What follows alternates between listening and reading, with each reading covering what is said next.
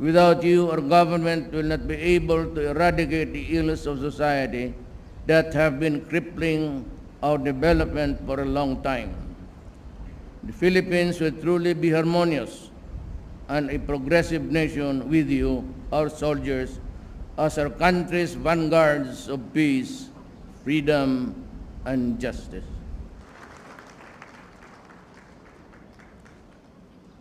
Kindly sit down. Commander, could you give the tikas pahinga to the troops? Thank you. Tikas!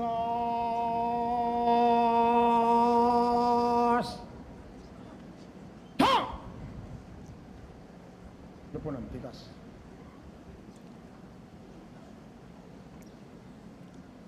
Secretary Delphine Lorenzana and members of the cabinet present, General Eduardo Anyo, Lieutenant General Glorioso Miranda, Major Service Commanders, Most Reverend Udolpo Tumalak, the officers, men and women of the Philippine Army, fellow workers in government, my beloved countrymen.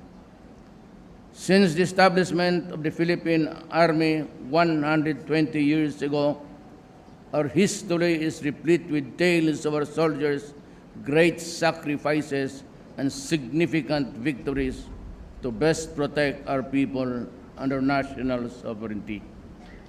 With primordial duty to serve the country, our Army's acts of courage and bravery give assurance to our people to live in peace and stability. As we continue to face both perennial and fresh security challenges, this administration guarantees that our soldiers are well provided with the necessary training, equipment, and benefits before they go to war. In line with the government's modernization program on the armed forces of the Philippines, we have been providing telecommunications apparatus and firepower and infantry fighting vehicles to the Army. This was among the priority initiatives we immediately undertook when I assumed the presidency in July last year. We have allocated almost 6.5 billion pesos for Philippine Army projects under the revised AFP modernization plan, which will be used to procure individual equipment such as rifles, pistol grenade launchers, and force protection armors.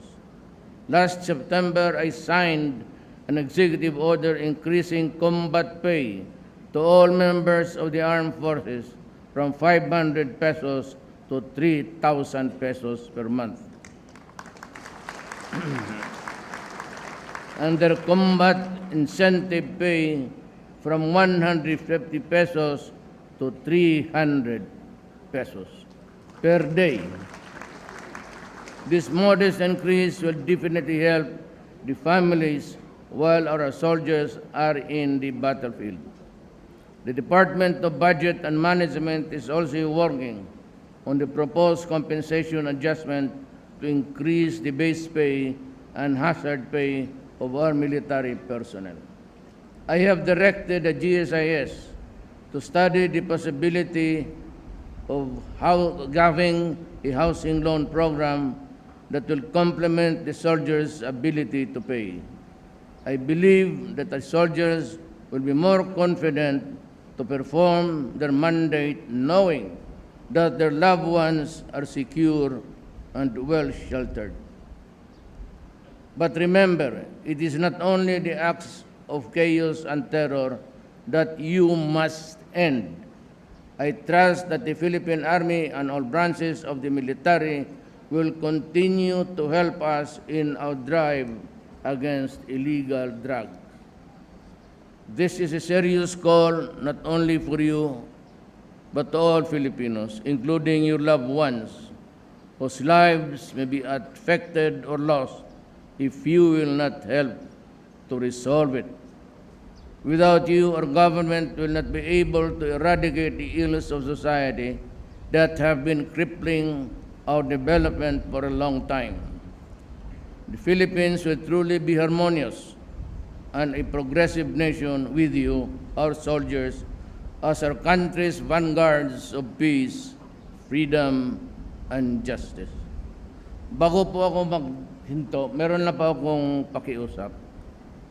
This Rocos in Bulacan, parang inagaw ng mga kapwa nating Pilipino na mahirap rin.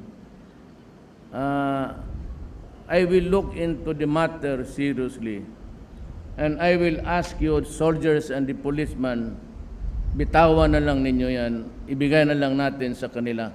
Total mahirap sila. But I promised you, I will look for another land nearby or adjacent or maybe contiguous to that area there.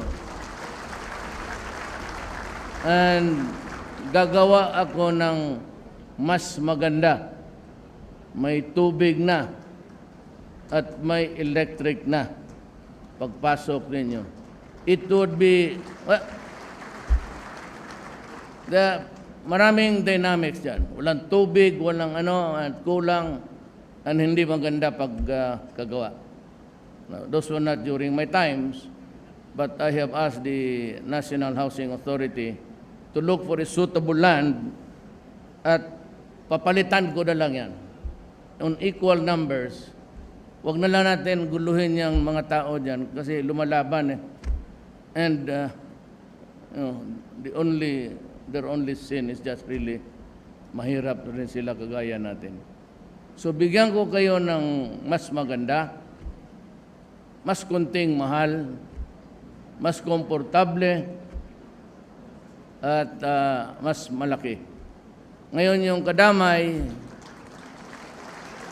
ibigay ko na lang yan sa inyo, paalisin ko na lang, huwag niyong paalisin yung mga sundalo, pati police na nandyan na. But eventually, they will be removed and transferred to inyo na mas maganda pa sa inyong inagaw. Para hindi na kayo magagaw.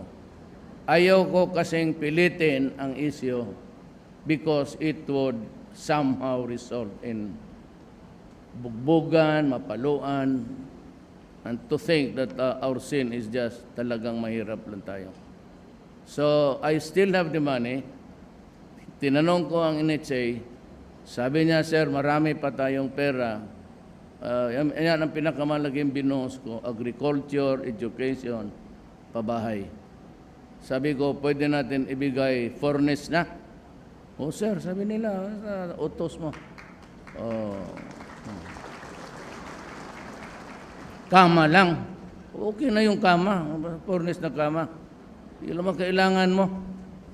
Well, anyway, I said, I'm asking you, kung maari lang, do not be offended. Take it with an open mind. Ako na mismo, inyong presidente, nakikiusap sa inyo, let us not wage a fight against our own people. Total, mahirap lang yan sila, intindihan na lang ninyo, and I will build another housing project for you soonest, and I will intend to complete it by December. Kayong mga awardees, kung in the fullness of God's time, maybe by December, pipilitin ko talagang matapos. At doon na lang kayo, huwag na lang kayo makipag-away, wala rin kwenta eh. Tapos ang pulis, kayo may baril, and something could go awfully wrong. Hayaan na lang natin, basta nakita ng mga Pilipino, that is the behavior of some, but I said, to me, their only sin is just, they are also poor like us.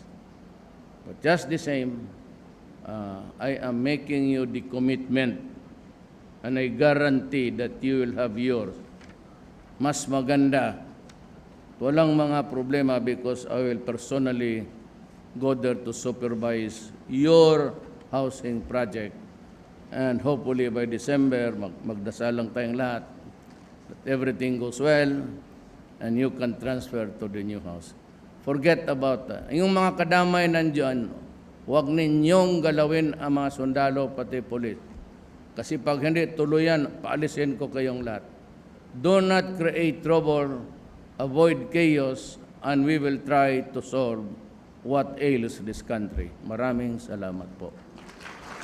Sigaw ng Pilipino, ibalik sa Pilipinas si Duterte.